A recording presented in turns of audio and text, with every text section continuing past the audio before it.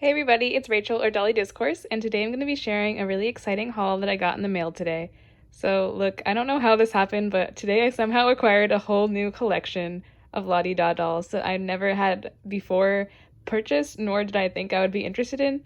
But this kind of thing happens all the time when you're a doll collector. You know how it goes. You all of a sudden look into a random doll brand, maybe an obscure one that people don't talk about a lot. You just go down a rabbit hole and you decide that you're in love with them. Then you go to eBay, and that's where it all goes to shit because then you start looking at the listings. And I found this listing that was a great deal because it was $40 for these 7 dolls. These dolls are in perfect condition, straight up. It's like the collector just took them out of the box and then nothing after that. They even have like ties, original accessories.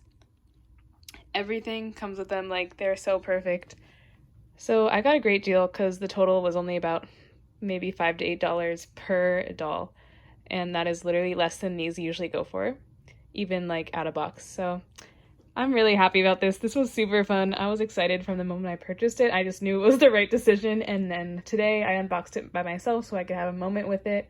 And now I'm just going to be sharing the haul and talking about these dolls from the 2010s, which bring back a lot of memories because I remember them being on the shelves with Monster High. I didn't get them at the time. I do remember watching some videos about them at the time, but this was just like so fun to get into something, even like in hindsight, and be like, wow, this is actually cool. Like, they were artistic and they were beautiful, and I'm glad that I was able to look at them with fresh eyes and start this new collection. So one by one, let's just go through the dolls I got. So first one I unpackaged, which immediately gagged me, was this Kylie from the line where they go on vacation. I forgot what it's called real quick. Let me look that up.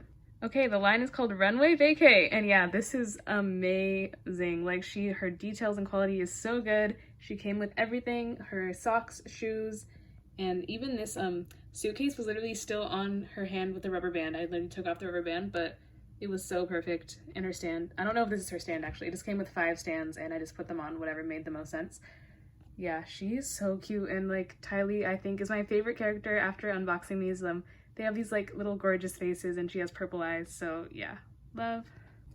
Okay, next we have another Runway Vacay doll, and this is the cyan one.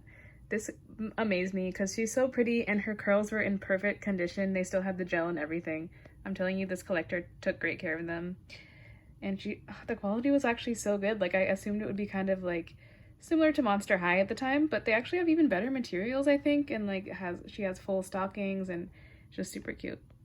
Since we're talking about cyan, I want to go over to the next cyan I got, which is the Sweet Party cyan, I believe, as Peppermint Swirl. This one reminds me of Ex-Canadensis because I was recently watching her video where she discusses this being her first doll as an adult collector. Yeah, I was doing some research on Lottie dolls, so I watched some videos, and there weren't that many, but Ex-Canadensis likes them, so that just reminds me of her. And she has also stockings and her shoes and her stand. It's just adorable. Her crimps are a little bit frizzy because it's Connectlon, and that just happened over the years, probably just from storage. But it is what it is. I wouldn't boil it though because I don't want to get rid of the crimps. So I'll probably just leave it and pray, but she's super cool.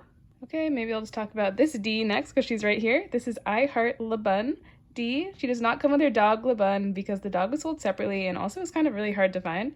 But she's cute because she comes with this reversible skirt. I'm probably not going to mess with the reversible aspect of it because honestly, I just want to keep her kind of like as is in factory condition because her ties are still on. Like, this purse is literally tied on, and this like heart belt, like, it has plastic on it still from the package. Like, she's perfect, and she has these cute glasses. And like, not to mention that these came with some of the accessories they originally came with, including like the books and stuff and stickers. Like, almost all of them have like this book that had like little activities. I didn't realize how many cute activities these came with for kids. Super cute. Honestly, like, a lot of work went into these. I'm not surprised that they did end up selling pretty well when they came out. They died eventually, but they had a pretty good run before that. And part of the reason that they were given up on could have definitely been just because Spin Master does stuff like that. Mermaid High, hello. Anyway, so we have the original D as well. This is one of the most common ones, I would say, to find on the secondhand market because they made a lot of her, I assume. Sadly, she was the only one released in the first line of characters, character, literally just her. I wonder if they were planning on making her friends in like a signature look, but they didn't end up doing that because they wanted to see how it would sell first. And she's like New York themed and has a Statue of Liberty makeup and connect blonde hair, which was perfect after I brushed it a little bit. So she's iconic. Oh, and her little flower accessory is such nice quality. It's not even plastic, it's like actually has like petals. There it is. And it was meant to be just like kind of an interactive experience. Like the kids were supposed to, like they could cinch her skirt up if they wanted to, or they could make these be like leg warmers, you know, like it was like you could style it a way that you wanted to. So it was really a fun concept. Next we have this juicy, hold on, what was the line called? I'm sorry, I'm still learning about these. This is Tylee for sure, but it was like juicy fruit or something like that. Let me just double check that real quick. Okay, so it was Juicy Crush Tylee. I really like this one. She's one of my favorites because I just like Tylee the most out of the ones that I got. By the way, there are no Sloanes in this particular lot, and I think I would have loved to have a Sloane because she was the only brown one. It's kind of bad in terms of the diversity. They seem to all be white. Maybe Tylee is supposed to be Asian, but I only am just going based on this Tokyo look to say that, but I have no idea. It's unfortunate. The diversity definitely could have been better, and the only way I know the difference between the characters is because of their eye colors. But Sloane was literally the only POC, like, obviously. So I definitely want to collect some Sloanes if I can find them, but this particular lot didn't include any. So out of this, Tylee is my favorite, and I just like the color purple a lot. So the overall look of this one, albeit like simpler than the rest, just looks really good. Comes together nicely for me. Her cute hair. Yeah, they're all connect blonde hair, and so the curls get a bit frizzy, but I'm not going to try to do much to that because I don't want to ruin it. Then we have only one more doll in this lot, and the last doll is Cyan again, and this is the, sorry, the art show. Like in this line there are only two, I believe. Gonna check the blog post real quick and see exactly what this line is called. So yes, it was called Art Show, and this is Cyan, and there was also a Pop Art D in that line. So right now I just have her, and she has these beautiful like lavender tones, so I also really love her colors. Overall relatively simple, but like the dress has layers, so it's not bad. She has a like unique hand bend. The rest have straight arms mostly, except the Bundy, and unique eyes. So yeah, that was the haul.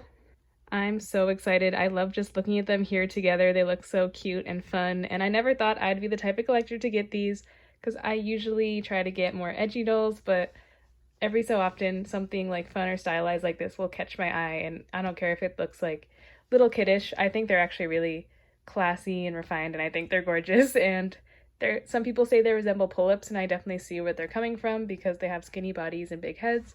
So yeah, they sort of resemble pull-ups, and that's a good thing in my book because I would love a pull-up, but I'm currently not buying that because it's a bit too expensive. Yeah, so this is a perfect in between, I would say, until I can get my first pull-up. They're so cool, underrated, and honestly not even that expensive in the secondhand market. These were super affordable, and even in box I'd say they go around $30, which is a perfectly fine price for an in-box doll in my opinion. Yeah, I don't have much information to share because these aren't as obscure as some other dolls I've talked about on my channel. People know about these in general, but I did want to just share the haul. But yeah, enough of me rambling, but thank you for watching!